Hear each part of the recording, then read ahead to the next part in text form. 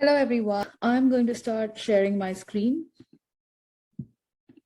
Today, I'm going to be talking about the search for mergers of massive black holes using LISA and how it can be used to send out early alerts for such mergers. So this picture here compares the sensitivities of various gravitational wave detectors, planned or operational. As we know, detection of gravitational waves from compact object mergers started with ground-based detectors like LIGO. Their sensitivity limits their lowest observable gravitational wave frequencies to tens of hertz. LISA in the future with a higher sensitivity will be able to probe frequencies in the millihertz range, which will make it sensitive to a broad range of astrophysical sources. It also means that it will have massive black hole mergers in band for several weeks, as against the final few milliseconds achieved so far by LIGO. So what have we seen so far? A brief recap. So here we see the observations made by LIGO-Virgo up until the end of the third observing run, which constitutes the third gravitational wave transient catalog. 90 binary compact object coalescences have been observed so far. The heaviest merger observed so far is also shown here. It's the GW190521. And it resulted in about a 142 solar mass remnant from a pair of 66 and 85 solar mass components. This figure here compares this event against the other known heavy mass mergers so far. The total mass is on the y-axis, and we can see that for the first time, we observed a remnant that lies in a mass range that has long been postulated to be occupied by what are known as the intermediate mass black holes, or MBHs. So then we ask the question as to what we want to see with future detectors. So while the stellar mass black holes that we have mostly been observing so far in LIGO-Virgo data have masses less than 100 solar mass, the supermassive black holes that are known to occupy the centers of galaxies have masses greater than 10 to the 5 solar mass. The intermediate mass black holes were theorized to occupy the space between them. They have putatively been theorized to be an in-between formation step through possible hierarchical mergers.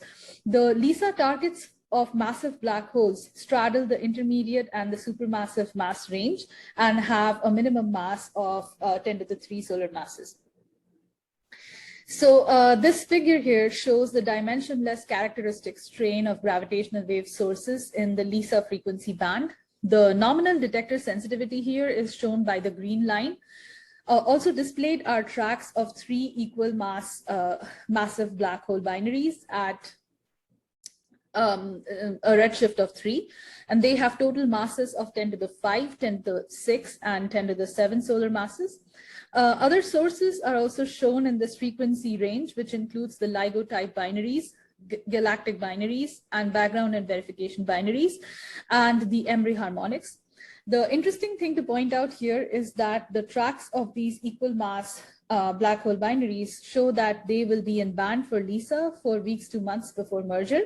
However, note that this figure is old and it overestimates the projected LISA sensitivity, and this figure has not been updated, and so in some cases it does predict that some of these signals would be observable for almost up to a year.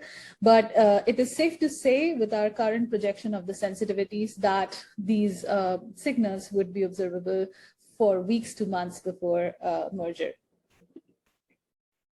So some of these mergers could be electromagnetically observable if they happen in AGN disks or due to the presence of gases. And such pre-merger alerts in such cases sent out to astronomers could help multi-messenger observations in various electromagnetic bands, which can further our knowledge of astrophysics. So we execute a low latency search for massive black hole binaries. And in order to execute such, we use the publicly available LISA massive black hole code, which has been referenced here, and a picture of the GitHub page has also been included.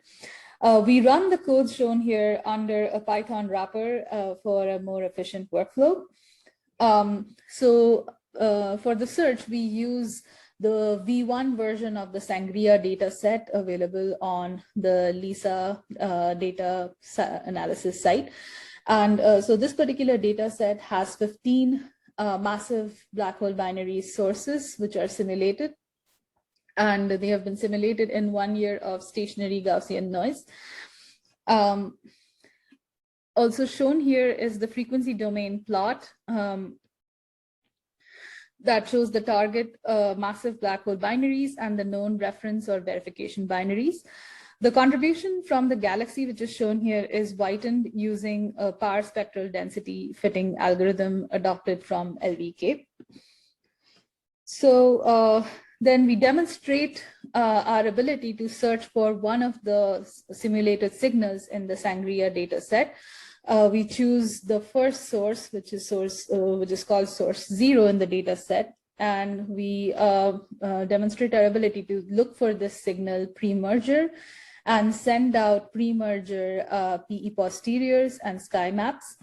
We look for the signal in about 1 month and then 2 weeks before merger to look for improvement in sky location and posterior distributions of the parameters. So this very first set of plots in this slide shows the case for about 1 month before merger for the first source in the Sangria dataset. The posterior distributions for the component masses, the spins, and the cosine of the angle of inclination and luminosity distance are shown. In the lower panel is the sky localization obtained at this time. We can see that some of the posteriors are not well constrained, and the 90% confidence interval sky localization area is pretty large. It's of the order of tens of thousands. So here we show the same plots, but about a couple of weeks before merger. So we see the probability distribution functions here are better peaked, and the 90% confidence interval for sky localization has improved to about 464 degrees square, which is an improvement by a factor of 33. So this slide shows a comparison between the two sets of plots that were shown before. The PDFs have been plotted together on the same plot to show a comparison. We can see that for about 2 weeks before merger, the posteriors are better peaked, and the 90% confidence interval sky localization goes through an improvement of about a factor of 33. By a factor of 33, actually. So for context, I also thought I would include the sky map for the full waveform, but the caveat is that this specific plot is taken from a different analysis because I did not have one on hand. So this is from a different analysis, the global fit, but the sky map for the full waveform is comparable. And we can see that as we get closer to merger, if we take the full waveform, the sky localization would improve to around 264 square degrees. So going from months to weeks to days before mergers, we are likely to get even higher improvements in sky localization of the source. And this will be exhibited in greater details in our publication, which is under preparation. The simulated data, that's Sangria V1, which we are currently using, it does not include higher than the fundamental order modes. Future releases will include these modes, making the search more sensitive to such signals, and as they are far more likely to enter the band earlier. Analysis and parameter estimation of about 4.5 months of data that I have shown here took 9 days on just my laptop. It's a single laptop. It's an M1 Mac with an 8-core CPU. But realistic chunks of 5 to 7 days of data on possibly a supercomputer cluster would take less than a day when the low latency analysis actually happens. So also the exact format of the early GCN alerts can be decided in the future, but we plan to release mock GCN alerts for demonstration purposes with our paper, which is under production at the moment. An LDC mock data challenge is also planned in the near future, possibly next year, and we hope to participate in that, and I hope to test this low latency pipeline there and record the results. So So thank you for listening.